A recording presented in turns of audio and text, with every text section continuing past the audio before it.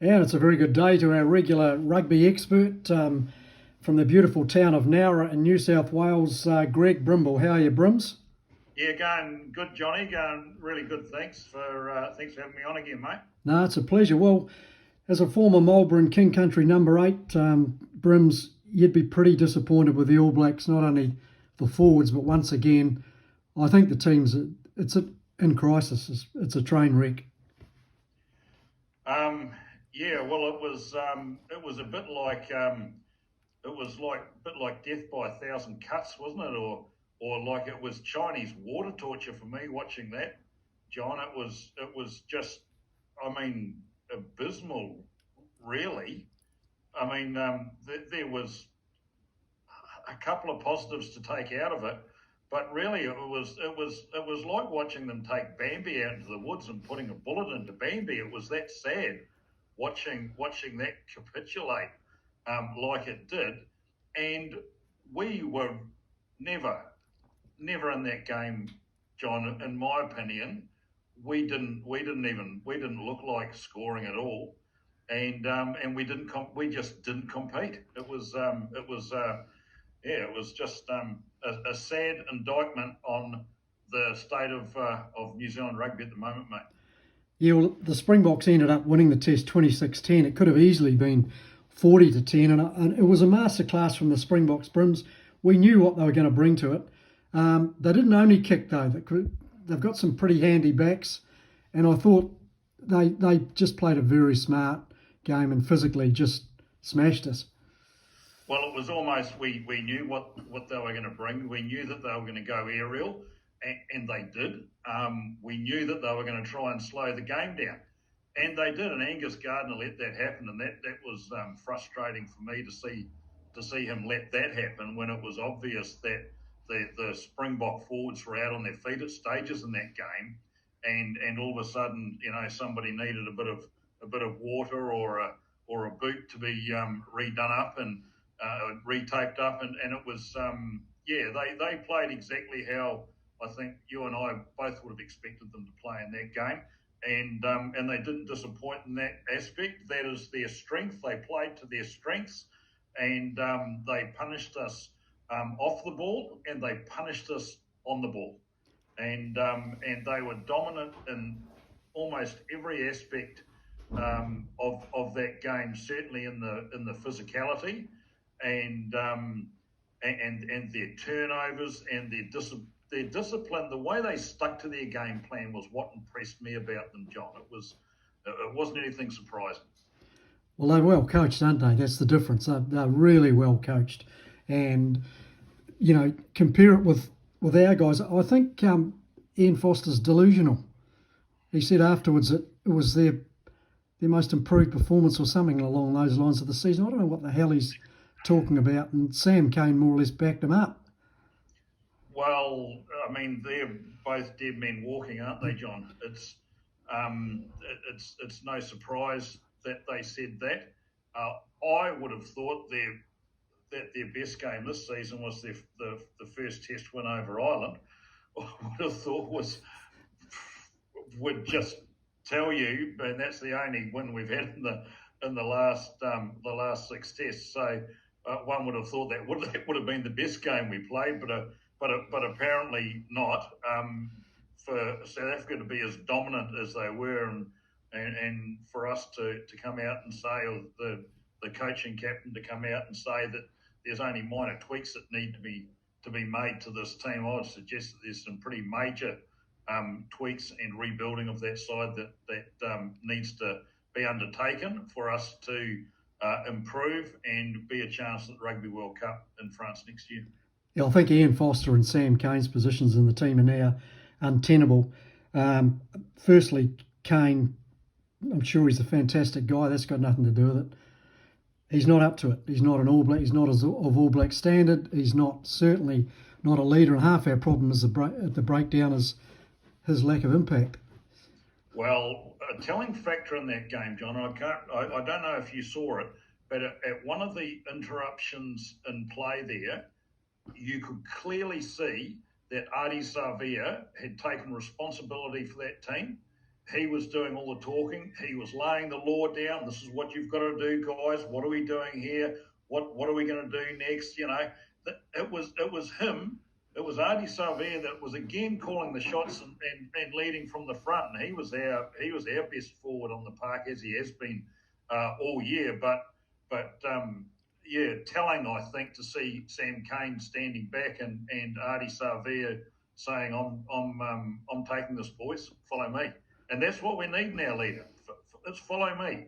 You've got to be the best player in the team, and you've certainly got to be a person that's prepared to take the hits and make the decisions and accept the responsibility. So he's the natural leader of that team for me, and I would think that I don't know if they'll stick with Sam Cane. They're certainly not going to stick with Ian Foster, I don't think.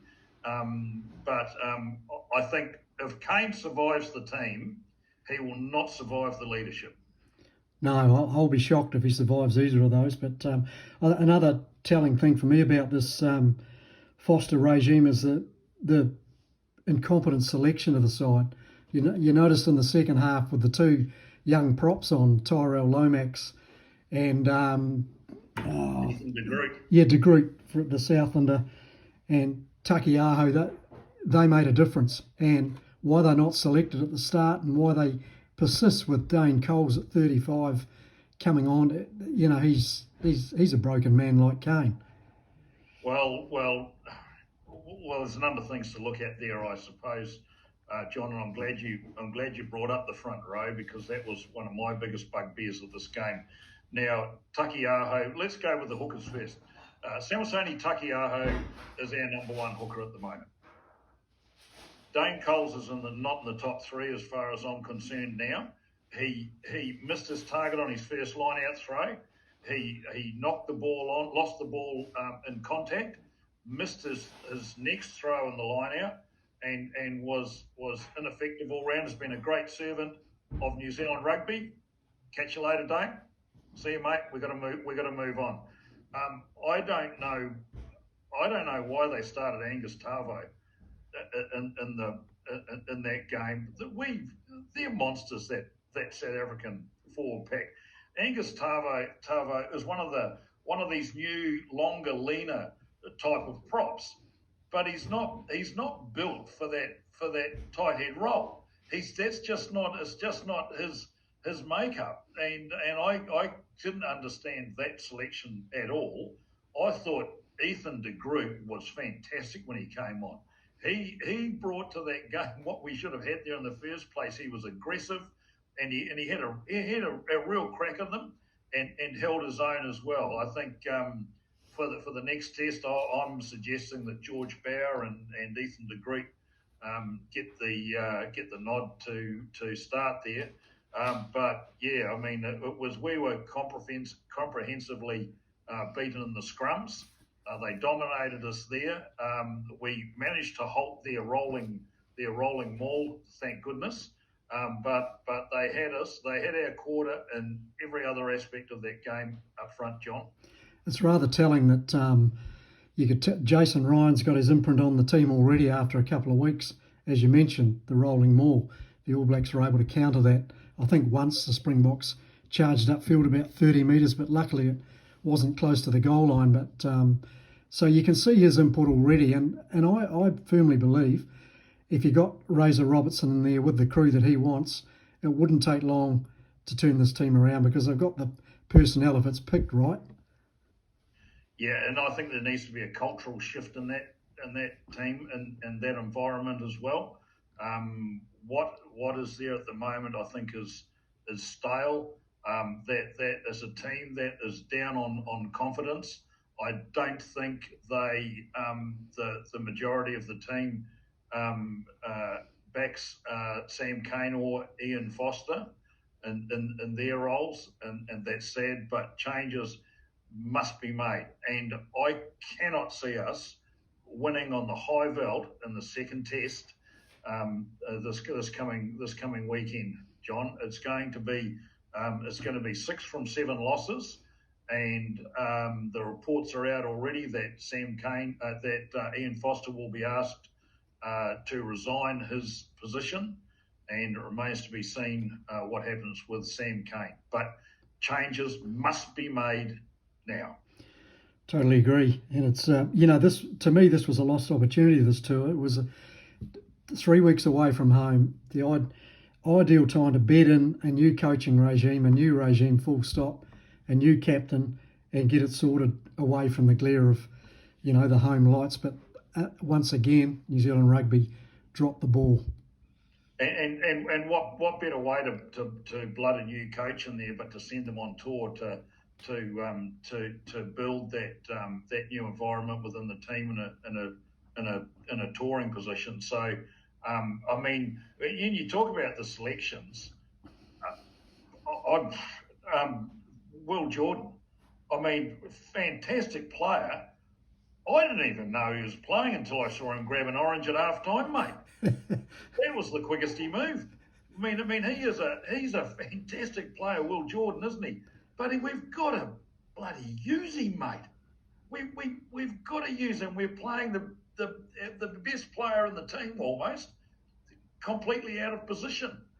I'm sorry, I'm a big fan of Geordie Barrett, and I love his big boot and all of that, and he's a gutsy player. But we've got to find a way of ejecting Will Jordan into this team, and that creates another spot on the wing because I thought Callum Clark was very good. He made the most meters. He ran 9 times for 83 meters in that game, and he was very good, wasn't he? He was. Caleb Clark, but. Will Jordan to fullback, Lester Whanganuku or Sevu Reece back onto the wing. You could have Geordie Barrett in the reserves, bring him on later in the game if we need to kick some penalties to win a game.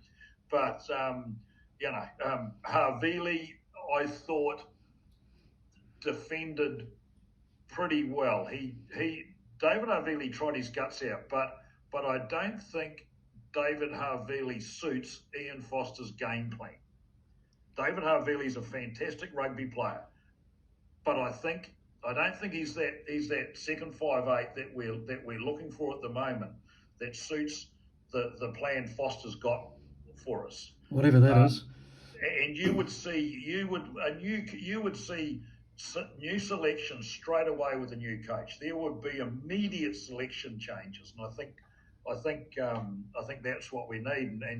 And while I'm on the back line, I'm no back expert at all. It's I'm the furthest thing from a back, but Rieko Ioane, he just disappoints me at the moment. He's probably more suited to the wing, but we've got better wingers than him at the moment. We got to go back to old school, I think, and I'd love to see Jack Goodhue back out there at centre again when he's fit. Yeah, exactly. Yeah, it's just a shame, is it? Because individually, there was again some good individual performances the other night. I thought the two locks, Scott Barrett and Sam Whitelock, played really well. As you said, Takiaho, Artie Severe, Beauden Barrett did some great things too. I still prefer Richie Mo'unga as my man, but Beauden did all he could to. He did a lot of defence. Well, he did. Beauden Barrett, he ran 15. He ran 15 times in that game from the first 5'8" position. Now, you compare that to Andre Pollard, who only ran 6 times, because the rest of the time he was putting the ball into the air as we expected. But Beauden Barrett was good, but I have a feeling Richie Mo'unga will get the nod for the next test, because Richie Mo'unga was pretty good when he came on. He was full of life, and I think we'll see Richie Mo'unga back in that number 10 jersey there, because they've just got to change it around a bit and got to throw everything at the second test, mate. I agree. What a fantastic test by Malcolm Marx in his 50th match for the Springboks. What a player! He's a fantastic player. Mate, I was in awe of Malcolm Marx in his 50th test at Mbombela Stadium. He was terrific over the ball, wasn't he? I mean, the turnovers that he got for his team, he was just he was dynamite. He was everywhere. He was guts. He was brutal. He was savage. He was technically perfect in his turnovers and over the ball. And man, what you wouldn't give for someone of Malcolm Marx's ability at the moment in our forward pack. He was really good. Khaleesi, the Springbok captain, he was very good too. And Visa, the number 8, who looks more like a prop out of second grade, but he was brilliant, and he topped the tackle count for the Springboks with 13 tackles, and you look at that loose forward trio. You throw in there Peter Steph de Toit as well. He's the biggest open side flanker going around. Then they've got a terrific loose forward trio, but they got great balance in their forward pack. The Springboks, Yeah, they they've have. got And really good balance, and they're not scared to take a front rower or take a player off before half time. And when they brought Kitshoff on with 2 minutes to go in the first half, I mean, I love that bloke. He was fantastic as well on the front row. But they've just got such great balance. They've got who's Lud de Jager, and old mate in the second row there. yeah, And they take it's a bit. He's a weapon at me. and they take one of the second rows off, and they bring on Franco Mostert. I mean, he's just another gorilla. I mean, they're just got such great balance. A really, really good, strong, disciplined forward pack. And I think it's good to see the South Africans playing with a bit more brains as well. They would sort of tended to play senseless rugby a bit for a while there and tried to bash their way out of everything. But now they're playing to their strengths, I think, as well. And the replacement halfback for Faf de Klerk, who was sadly knocked unconscious in the first minute of the game, he had a very good game as well. He was very good. The Springboks, you're right about that. They're not a one-trick pony anymore. They've got some fantastic backs. That Michaela Am at centre, what a player he is. Underrated. Oh, look, he's good, and I thought Damien Allende, he was great as well at second 5'8". He ran with purpose and direction. You know, he took the defence on. They weren't afraid to do that, and they've got fantastic wingers at the moment as well. I mean, the winger Kurt Leah Renzi. He was knocked unconscious. He was he was fantastic later in the game, but he looks like he's 13 years old, and he'd be 62 kilos, ringing wet. But he wasn't here. It wasn't here, pocket rocket. Just dynamite. He was, and it was great to see. Great to see him playing. Sad to see him go off with that. I mean, how unlucky can you get? You're knocked unconscious.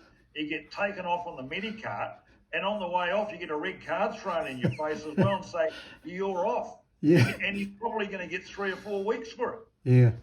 But such is the ridiculousness of the rules at the moment, John. But it was. They've got a fantastic team. Like you said before, they're well coached.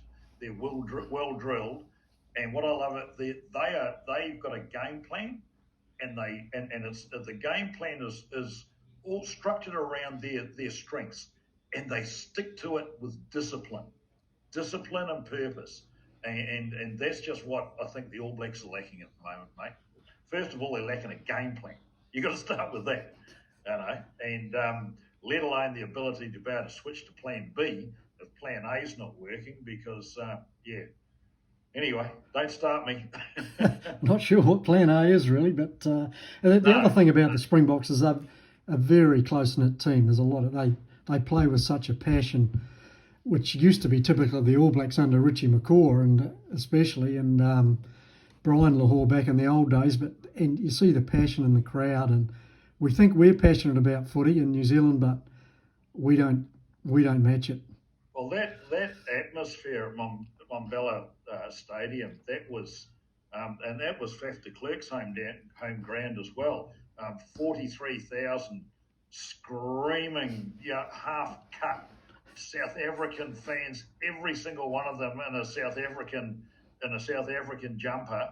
I mean, what an occasion that was! What an atmosphere in a stadium that had only ever before hosted a soccer World Cup game that the All Whites had played on. I think drew with one of the top teams in the soccer World Cup when they had it in South Africa.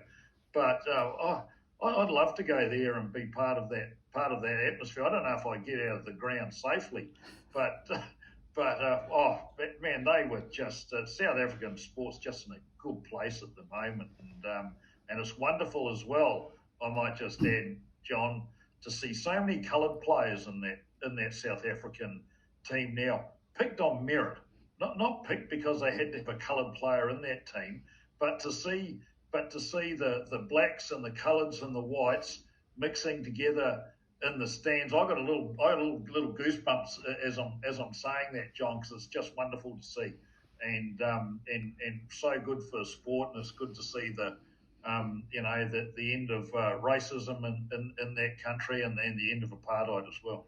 Exactly, Brims. I share your sentiments there. Now, Razor Robertson's got to come in. The problem with bringing him in now, I think the problem, Razor will come in on his terms now for sure. And the big problem bringing him now is he'll want his own management team. He'll want his own coaching team. So I'm not sure whether he's ready to come in now. I'm not talking about the team's ready for him, but whether he's ready is the big thing. Whether the New Zealand Rugby Union will give him what he wants, that's the big if for me. Well, the New Zealand Rugby Union will have to start a GoFundMe page to pay Foster out, I think, John, because that's gonna cost them a bit to get rid of him for a starter, and I think Razor he's been playing a bit of ducks and drakes lately, hasn't he? He's been ducking and diving all over the place, and threatening to lead two different countries to World Cup wins and all the rest. And he's probably putting his own price tag up a bit at the same time. But I'm not sure if he would take it at the moment. I expect he would, or I'd hope he would, but I don't think it's a done thing that if they get rid of Foster, that they're necessarily going to get Scott Robertson either, because Scott Robertson might just say, you know what, you didn't want me then. Now it's all turned to custard. You want me, and you give me 12 months to prepare a squad. For a Rugby World Cup, I'm almost damned if I do and damned if I don't, and I've got a lot of work to do as well in a pretty short time. Scott Robertson might just be saying, "Come and see me after next year, after the World Cup. Come and see me then. But for now, you guys made this bed. Now you lay in it." Yeah, I couldn't agree with you more. See, there's the other logistics, as I say, the support staff. You've got Darren Shand, who's been the manager there forever. You've got the fitness coach, guy Gill, who's been there forever. He won't want those guys. He'll want his own men. McLeod, the defensive coach, he's still there as. Yep. He's still there as McLeod, I think. Scott McLeod, yeah. Yeah, he's still there as well. So, I don't know. There has to be changes right through. I'd have personally, I think I'd go for a whole new coaching staff, John. You just need to get rid of that. Some tough calls to be made on some of those great servants of New Zealand rugby in the past, but their time is up. The use by date has come round, and we have to go with some younger players and a whole new look coaching staff and team as well. Could this be the time when our good Marlborough mate Leon McDonald comes in and helps Robertson, who was on his ticket when he applied for the job?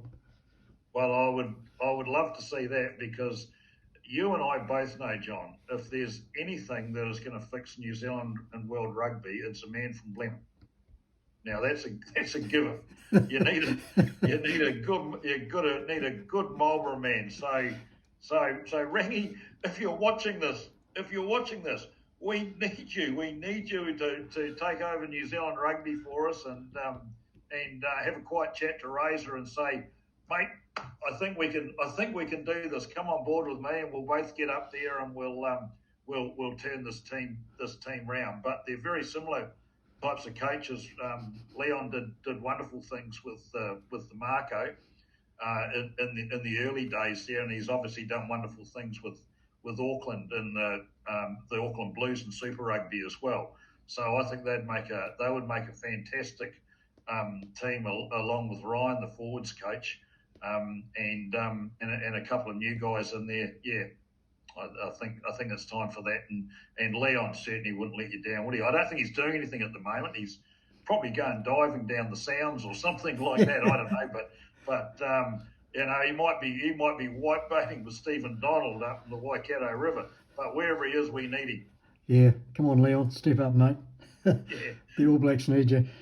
Brims, you're the coach and selector for Sunday morning's game against the Springboks. What change are you making in the All Blacks? Finally. Okay, well, I'm starting Ethan de Groot in the front row. He gets the start. I think I am putting Shannon Frizzell in on the blind side flank. I'm moving Artie Savia to open side, and I'm going to put Akira Owani in at number 8. I think he needs another chance. I think he's better suited as a number 8. I think they will go with Aaron Smith, and I think he's got to be there. But Richie Mo'unga will be the first 5'8". I think they might even look at if he's fit. They might even look at Geordie at second 5. But I think I would give Quinn Tupaia a start at second 5. Probably got to leave Rieko Ioane at centre. I don't think there's too many other choices there at the moment. Will Jordan into fullback with then bring Sevu Reisa or Lester Whaganuku back in, mate. Good team. I like your thoughts there. Brims, thanks, mate. Always great to chat to you about rugby, and your knowledge is much appreciated, I'm sure, by the listeners. This time next week, we'll know a whole lot more about what's happening. I suspect monumental changes will have taken place in 7 days' time. It is a very, very interesting period of time and of change that we're about to go through. I think John, and the position we're in, those changes need to be made. And having said that, I wish the All Blacks all the very best. I just still want to see the All Blacks win, and you were convinced that they were going to win. Yeah, I did. I thought, they were. And I just want to see them competitive, mate. Yeah. I just want to see them competitive there and playing for the right reasons. Because there's a whole sunny new outlook and sunny new future ahead of us, mate, once these changes have been made. I agree. Thanks, Brims. Thanks for talking. Appreciate it. Thanks for having me, mate. Cheers. Bye now.